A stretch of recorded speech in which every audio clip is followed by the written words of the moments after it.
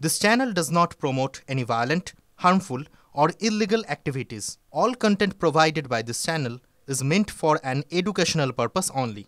Cancer Healer Center, a new beginning. এই মুহূর্তে আরো একটা খবরের দিকে নজর রাখি। দুটি গাড়ির যে রেষারেষি, তার যেই দুর্ঘটনায় পড়ে সুতন্দ্রাদার গাড়ি। ইফটিজিং এর কোনো ঘটনা ঘটেনি বলে দাবি পুলিশের। যদিও পুলিশের এই দাবি মানতে নারাজ সুতন্দ্রার আত্মীয় ও প্রতিবেশীরা। কথা বলবো আমাদের প্রতিনিধি জয়ন্ত আমাদের সঙ্গে রয়েছেন, আমাদের প্রতিনিধি আশিক আমাদের সঙ্গে রয়েছেন। জয়ন্তের সঙ্গে প্রথমে কথা বলি। জয়ন্ত, তাহলে ঘটনাটা ঠিক কি ঘটেছে? প্রথমে ইফটিজিং এর বিষয়টা সামনে এলো, তারপরে জানতে পারা যাচ্ছে ইফটিজিং এর কোনো ঘটনা ঘটেনি। আসল কারণটা ঠিক কোথায় লুকিয়ে? দেখো, কালকে যখন সকাল থেকে এই খবরটায় আমরা আমাদের দর্শকদের জানাচ্ছিলাম, তখন কিন্তু যে ওই সুতন্দ্রার গাড়িতে যারা ছিল, গাড়ির চালক এবং সহকর্মী সহযাত্রীরা যারা ছিল, তারা যেটা জানাচ্ছিল বারবারই, শুধু একটা সংবাদ মাধ্যম না, সব জায়গায় বারবার একই কথা বলছিল যে উত্ত্যক্ত করা হয়েছিল, ওই সাদা গাড়ি তাদের পেছনে ধাওয়া করেছিল এবং সেই ধাওয়া থেকে বাঁচতেই এই ঘটনা। ঠিক বিকেলবেলা থেকে পুলিশ একটা তথ্য খাড়া করতে শুরু করে। পুলিশ দুটো সিসিটিভি ফুটেজের আমাদেরকে দেখায়। সেটাতে দেখা যাচ্ছে যে সাদা গাড়িটা আগে এবং সুতন্দ্রা গাড়ি পেছনে। এইটুকু দুটো সিসিটিভি ফুটেজ দেখিয়ে পুলিশ প্রমাণ করার চেষ্টা করে যে এই ঘটনাটা এরা সুতন্দ্রার গাড়ি ধাওয়া করেছিল সাদা গাড়িটাকে।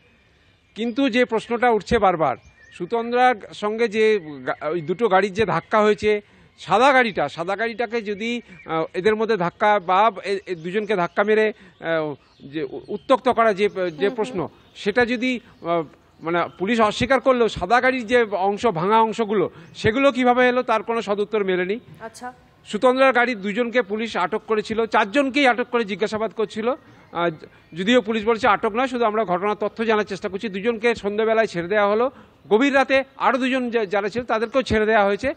কিন্তু প্রশ্ন হচ্ছে, এবং তাদের সঙ্গে মিডিয়ার কথা বলার কোনো সুযোগ দেওয়া হয়নি। গভীর রাতে পুলিশের গাড়ি করে তাদের পাঠানো হয়েছে বলে আমরা জানতে পেরেছি। থেকেই যাচ্ছে অবশ্যই। জয়ন্ত, আমাদের গোটা বিষয়টা থেকে নজর থাকবে। আশিক ইনসান আমাদের অপর প্রতিনিধি আমাদের সঙ্গে রয়েছেন। আশিক, পরিবারের তরফ থেকে কি বলা হচ্ছে? পুলিশের তরফ থেকে যখন জানানো হচ্ছে ইফটিজিং এর কোনো ঘটনা নয়, রেষারেষির জেরে এরকম বড় দুর্ঘটনা ঘটে গেছে, পরিবারের তরফ থেকে কি বলা হচ্ছে?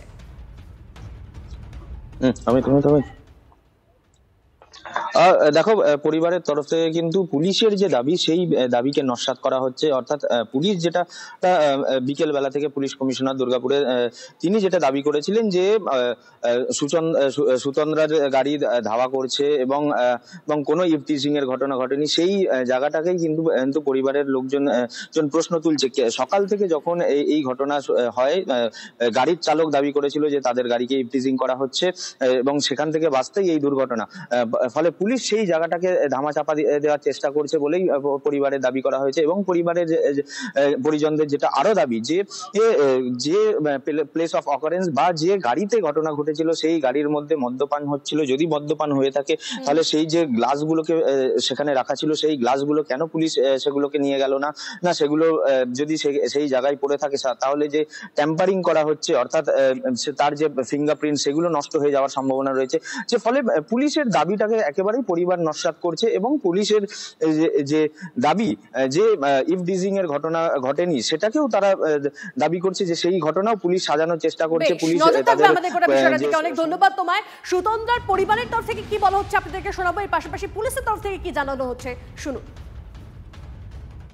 গাড়ি ধরলো, অথচ কাউকে ধরে উঠতে পারলো না, এটা কি বিশ্বাসযোগ্য ঘটনা? বারবার এই ঘটনা ঘটছে, বারবার ঘটছে পশ্চিমবঙ্গে। আমার মেয়ে বিহারে কাজ করে, সেখানে তার নিরাপত্তা আছে, পশ্চিমবঙ্গে নিরাপত্তা নেই, নিজের স্টেটে নিরাপত্তা নেই।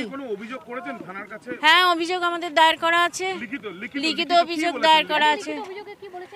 যেটা ঘটেছে সেটাই বলা আছে, যে এরকম ভাবে গাড়ি ড্যাশ করতে করতে নিয়ে গেছে।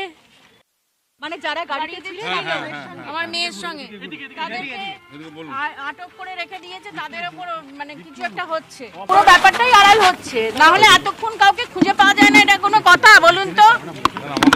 হ্যাঁ, এতক্ষণ পর্যন্ত কেন খুঁজে পায়নি, কাউকে কেন ধরতে পারেনি? কি জন্য প্রশাসন কি কাজে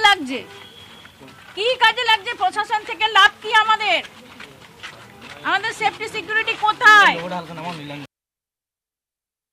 বারবার আমরা একটাই কথা বলছি, আমাদের তো যা যাবার সে চলে গেল, মেয়েটাকে তো আর আমরা ফিরে পাবো না।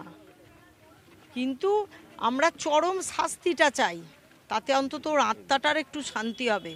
বিচার না পেলে ওর আত্মার শান্তি হবে না তো। এটা একটা কুৎসা, একটা বিভ্রান্তি ছড়ানোর চেষ্টা হচ্ছে। আমাদের কাছে যে এখন অবধি আমরা ইনভেস্টিগেশন পেয়েছি কি এখানে কোনো ইভ টিজিংয়ের কোনো ঘটনা হয়নি, কোনো ইভ টিজিংয়ের কোনো ঘটনা এখানে নেই। এখানে পিওর একটা দুটা গাড়ির মধ্যে এটা বলতে পারেন কি ওভারটেক করার মধ্যে এটা ইনিশিয়ালি স্টার্ট হয়েছিল এবং তারপরে পুরো ঘটনাটা আমাদের যে মেনলি সিসিটিভির মধ্যে ইনিশিয়ালি একটা হালকা কোলিজন দুটা গাড়ির মধ্যে হয়েছিল এবং ডিভাইডার সঙ্গে হয়েছিল। তারপরে কিন্তু ডেফিনেটলি যে চেজিং হচ্ছে সেটা ভিকটিমের গাড়ি চেজ করছে অন্য গাড়িটা।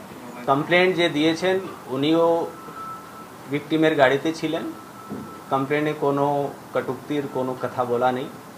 এই ছাড়া আমরা ওদেরকে জিজ্ঞাসাবাদ করেছি, স্টেটমেন্ট নিয়েছি, সেখানেও ওরা এটাই বলেছে যেটা আমি আপনাকে ব্রিফ করলাম কিভাবে ঘটনাটা হয়েছে।